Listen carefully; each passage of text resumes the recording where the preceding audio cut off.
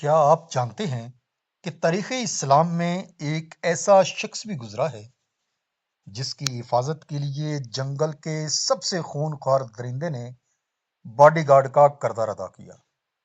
کیا آپ نے کبھی سوچا ہے کہ جنگل کا بادشاہ کسی انسان کا محافظ بن سکتا ہے؟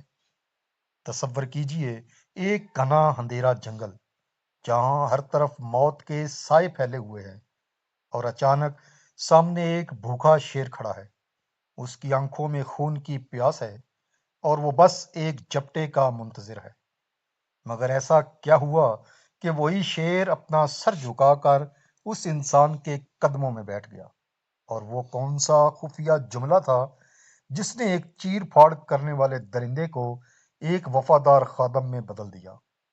یہ کوئی سیلما کی کہانی نہیں، یہ تاریخ اسلام کا وہ سنہری واقعہ ہے جب ایک صحابی رسول صلی اللہ تعالی علیہ وآلہ وسلم کے سامنے جنگل کا درندہ بھی سرنگو ہو گیا۔ آئیے آپ کو لے چلتے ہیں ایمان اور ہیبت کے اس ٹکراؤ کی داستان کی طرف، جہاں ایک انسان کی آواز نے جنگل کا قانون بدل کر رکھ دیا، اور اس دور میں جہاں ایمان کی کرن نے ظلمت کے جنگل کو چیر دیا۔ حضرت سفینہ رضی اللہ تعالیٰ عنہ کا اصل نام مہران تھا، لیکن زبان نبوت سے انہیں سفینہ یعنی کشتی کا لقب ملا۔ ایک سفر کے دوران جب صحابہ کرام اپنا سامان اٹھائے ہوئے تھک گئے تو آپ صلی اللہ تعالی علیہ وآلہ وسلم نے حضرت سفینہ سے فرمایا کہ اپنا کپڑا پھیلاؤ۔ اس میں سب کا سامان ڈال دیا گیا اور آپ نے اسے تپتی دھوپ میں بھی آسانی سے اٹھا لیا۔ حضور علیہ الصلوۃ والسلام نے مسکرا کر فرمایا، تم تو سفینہ یعنی کشتی ہو۔ بس اسی دن سے آپ اسی نام سے مشہور ہو گئے۔ خلافت راشدہ کا دور تھا اور اسلامی لشکر کیسر روم کی افواج کے خلاف برسر پیکار تھا۔ حضرت سفینہ بھی اس لشکر کا حصہ تھے جو سمندری راستے سے روانہ ہوا۔ بحیرہ روم کی لہریں بپھری ہوئی تھیں، لیکن غازیوں کے حوصلے اس سے بھی بلند تھے۔ اچانک ایک رات شدید طوفان آیا، جہاز لہروں کے رحم و کرم پر تھا اور اندھیرے میں ساتھی ایک دوسرے سے بچھڑ گئے۔ جب صبح کا سورج طلوع ہوا تو حضرت سفینہ رضی اللہ تعالیٰ عنہ نے خود کو ایک انجان جزیرے کے ساحل پر پایا۔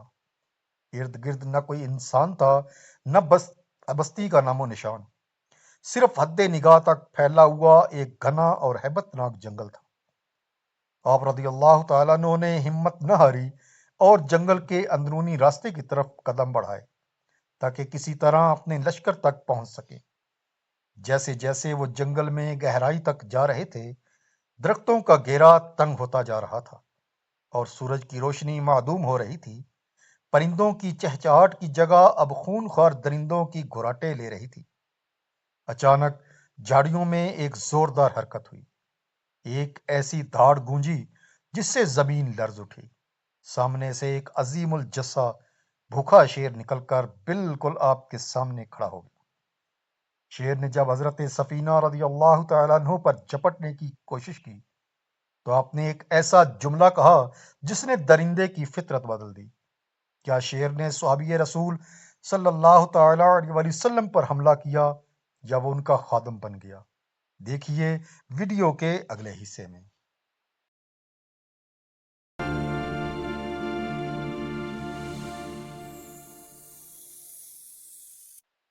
جنگل کا بادشاہ سامنے کھڑا تھا، اس کی آنکھیں آگ کی طرح دہک رہی تھیں اور وہ حملے کے لیے بالکل تیار تھا۔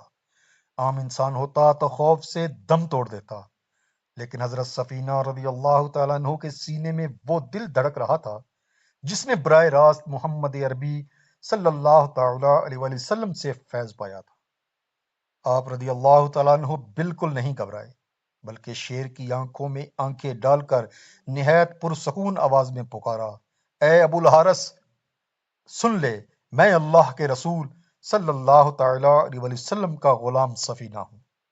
یہ الفاظ ادا ہونا تھے کہ شیر کی حالت یکسر بدل گئی۔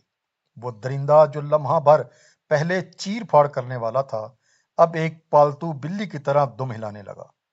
اس نے اپنی گردن جھکا دی اور حضرت سفینہ رضی اللہ تعالیٰ عنہ کے قدموں کے پاس آ کر بیٹھ گیا۔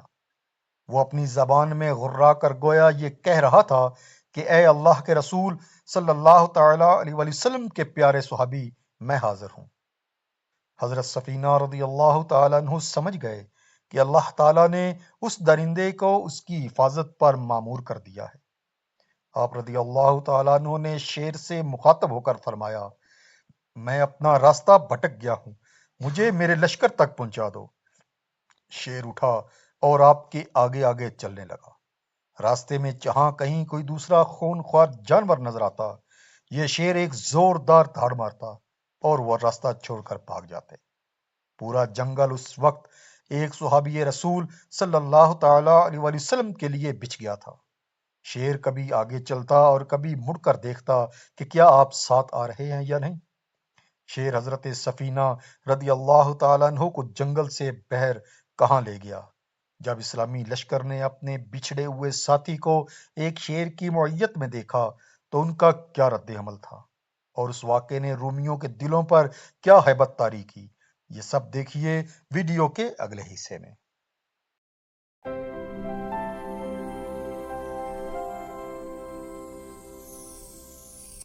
کئی میل کا سفر طے کرنے کے بعد جنگل کے درخت چھٹنے لگے اور دور سے اسلامی لشکر کے خیمے اور لہلاتے ہوئے پرچم نظر آنے لگے۔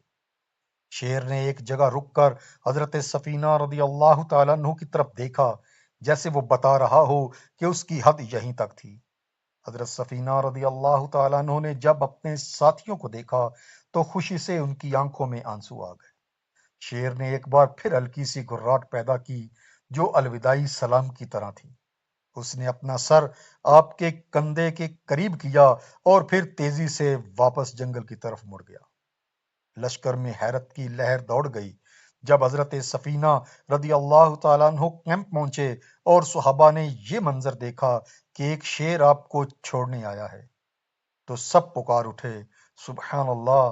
آپ رضی اللہ تعالیٰ عنہ نے جب پوری تفصیل سنائی تو مجاہدین کے ایمان تازہ ہو گئے۔